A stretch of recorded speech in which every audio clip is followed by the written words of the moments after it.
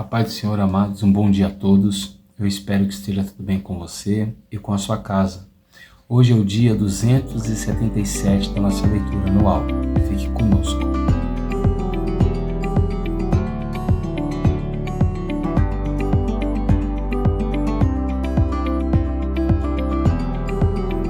Bom, amados, nós estamos estudando o Evangelho de Mateus e a nossa porção diária de hoje vai se encontrar no capítulo 14 até o capítulo de número 15 do Evangelho de Mateus. Separe um tempo no seu dia, pode ser de manhã, à tarde ou à noite, mas o importante é que você leia e estude a palavra do Senhor. O nosso texto devocional de hoje vai se encontrar no capítulo 14 e o verso de número 19. E a palavra do Senhor vai nos dizer assim: E tendo mandado que a multidão se assentasse sobre a relva, pegando 5 pães e 2 peixes, erguendo os olhos para o céu, os abençoou. Depois, tendo partido os pães, deu-os aos discípulos, e estes deram às multidões. Bom, o capítulo 14 começa com o registro da morte de João Batista. E nós aprendemos com isso que Herodes achava que Jesus era João Batista, porque depois de ter matado João, ele ouviu relatos de um homem que também arrastava multidões, que também batizava e que as pessoas o reconheciam como profeta. João Batista foi morto por ter denunciado um relacionamento adúltero de Herodes com a sua esposa atual, né? Então ela manda que a sua filha dance para Herodes, conquista o seu coração, então depois ela pede a cabeça de João numa bandeja. E o nosso Senhor Jesus, após ouvir isso, ele vai para uma parte desértica, né? E ali uma grande multidão vai ao encontro do nosso Senhor. E acontece que, estando Jesus no deserto, e sendo já de tarde, os seus discípulos pedem para Jesus despedir a multidão. Mas Jesus não tem um projeto de mandar aquelas pessoas embora com fome. Isso é muito importante porque Jesus, ele não tem prazer em ver a necessidade dos homens.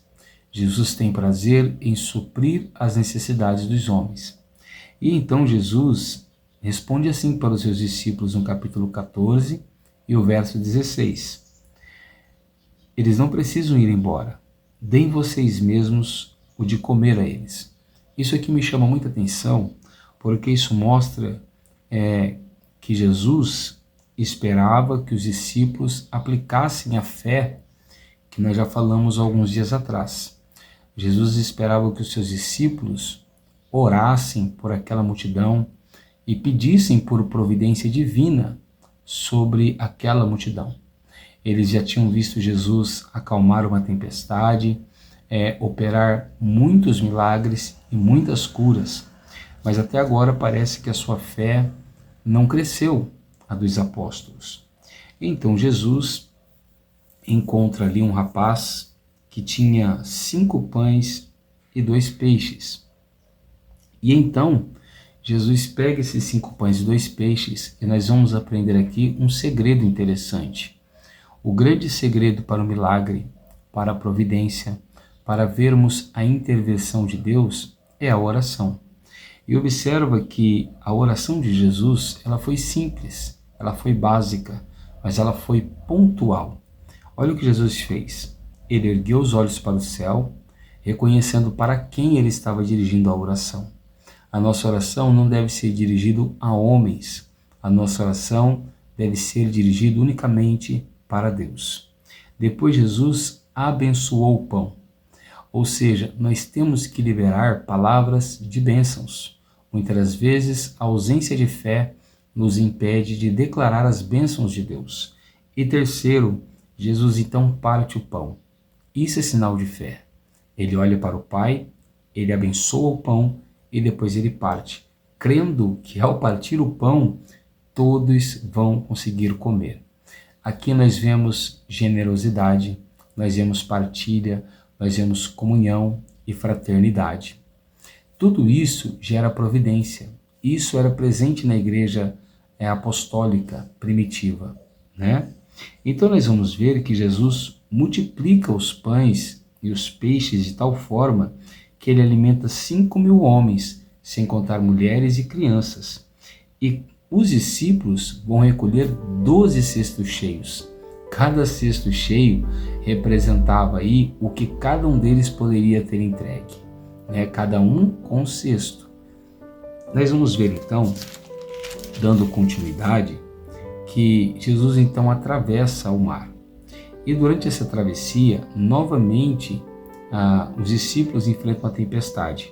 E enquanto os discípulos estão no meio do mar, Jesus está orando a sós. E Jesus vem ao encontro deles de madrugada. Quando eles veem Jesus, eles entram em grande desespero. Eles são tomados de medo e assombro. E Jesus diz para eles ter coragem e não terem medo. Então Pedro, desafiando a Jesus, disse: se é o Senhor mesmo, que o Senhor me faça andar sobre as águas. Isso é muito interessante, porque na primeira tempestade que Pedro enfrentou, Jesus disse que ele tinha pouca fé. Mas agora parece que Pedro tem mais fé do que na primeira tempestade, porque agora Pedro, ele confia que pode andar por cima das ondas igual a Jesus, e realmente ele anda, até olhar para as tempestades. Uma grande pergunta que vale a pena aqui, depois de nós já termos lido pelo menos 14 capítulos do Evangelho de Mateus, é como anda o crescimento da nossa fé, já que Mateus tratou tanto desse assunto a respeito de Jesus. Pedro já conseguia crer um pouco mais, mas a sua fé ainda não era grande, porque quando ele começou a afundar, Jesus o segurou pela mão, o resgatou das águas e Jesus disse: homem de pequena fé, por que você duvidou? Observa que a dúvida, ela é o maior adversário da nossa fé. A incredulidade, a dúvida, a incerteza, ela rouba a nossa fé, ela derrota a nossa fé. Mas, aonde não há dúvida, a fé então prevalece. E Pedro ainda tinha dúvida. Ele já tinha crescido na fé, mas ele ainda duvidava. Que nós venhamos lançar fora do nosso coração toda dúvida, todo medo e toda incerteza, para vivermos o sobrenatural diante de Jesus. Logo em seguida, Jesus parece aproveitar o assunto do pão, da comida, e os escribas, os fariseus, questionam a Jesus porque os seus discípulos comiam sem lavar as mãos. Os discípulos pareciam até serem mal educados, né? Eles comiam no sábado quando ninguém comia, eles pegavam espigas da plantação das pessoas e agora eles comem sem lavar as mãos. Bom, então os fariseus e os escribas queriam dizer que os discípulos estavam se contaminando ao comerem sem lavar as mãos. Essa era uma lei que eles seguiam da Torá, né? Era necessário se lavar as mãos para não comer nada impuro. Então Jesus disse para aquelas pessoas: vocês me honram com a boca, mas o coração de vocês está longe de mim. E então Jesus vai dizer que o que contamina o homem não é o que entra pela boca, e sim o que sai da boca. E essa contaminação que Jesus estava se referindo não era a mesma que aqueles homens fariseus estavam dizendo. Eles estavam preocupados com a contaminação de bactérias, de vírus, mas Jesus estava preocupado com a contaminação da alma pelo pecado. Então a verdadeira contaminação do homem não é aquela que você se alimenta de alguma coisa, e sim aquela quando você fala alguma coisa. Jesus então vai dizer que o que você come vai para o estômago e depois você elimina, mas o que você fala são segredos escondidos dentro do seu coração, certo? A boca só fala o que o nosso coração tem cheio. E é interessante que do coração é que procedem os maus pensamentos. Jesus disse quais eles são: homicídios, adultérios, imoralidade sexual, furtos, falsos testemunhos e blasfêmias. Ou seja, as obras da carne começam dentro do nosso coração. Não é deste coração que Jesus está falando, é desse coração. Então, os discípulos realmente estavam fazendo algo errado, comer sem lavar as mãos. Mas a maior preocupação não é comer sem lavar as mãos, é falar aquilo que o seu coração esconde de todas as pessoas. Bom, então depois uma mulher cananeia se aproxima de Jesus perto da terra de Tiro e Sidom, terras de gentios, né, ao norte da Galileia. E essa mulher, ela chega clamando, gritando por Jesus, esperando que Jesus expulsasse o demônio da sua filha. As pessoas repreendem ela, mas ela não cessa de buscar por Jesus. E então ela veio, adorou o Senhor e disse para o Senhor ajudá-la. E Jesus faz uma comparação com ela e os cachorrinhos. Jesus disse que ela era como um cachorrinho, que não podia Jesus tirar o pão da boca dos filhos. Olha novamente o alimento. Jesus não podia tirar o pão da boca dos filhos e dar a ela, né? Porque os filhos eram o povo de Israel e ela era como um animal, ela não fazia parte da família de Israel. Então aquela mulher apresenta uma fé maravilhosa, porque se ela foi ignorada, se ela foi maltratada, se ela foi humilhada, agora ela adora e se humilha mais ainda. E isso agrada o coração de Jesus, porque Jesus vê que ela tem uma fé muito grande. E não sou eu quem está dizendo isso, é Jesus quem disse. Olha que diz o capítulo 15, verso 28.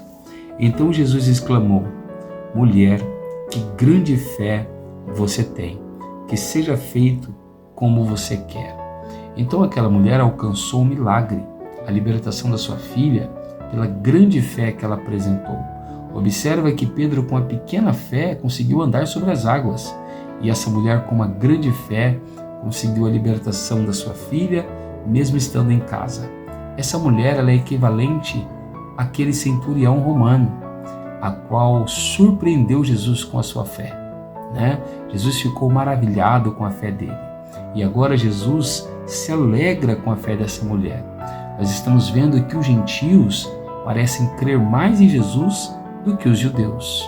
Precisamos tomar um cuidado, porque as pessoas lá de fora podem apresentar uma fé maior do que a nossa que estamos aqui dentro da casa de Deus.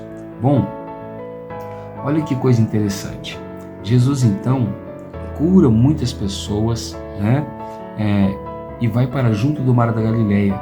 O povo fica maravilhado, glorifica a Deus. E Jesus então fica ali ao monte, pregando por 3 dias para aquela multidão, curando os enfermos. E Jesus então começa a sentir dó daquelas pessoas. E Jesus espera novamente que os discípulos deem comida para aquela multidão. E os discípulos dizem que ali não haveria um local para se comprar pão para tantas pessoas. E então nós temos aqui uma segunda multiplicação, porque aparecem para Jesus com 7 pães e alguns peixes. E Jesus pegou aqueles pães e aqueles peixes e novamente ele agradeceu em oração.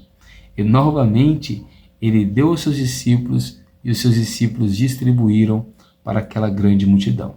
E os discípulos agora não vão recolher 12 cestos, mas 7 cestos cheios, certo? E Jesus vai alimentar agora 4.000 homens, além de mulheres e crianças. Tem um ensinamento muito profundo a respeito das 2 multiplicações, principalmente no Evangelho de João. O primeiro é que se Moisés deu o pão do céu para aquelas pessoas, o maná, que eles não sabiam o que eram, Jesus agora está dando um pão vivo para eles.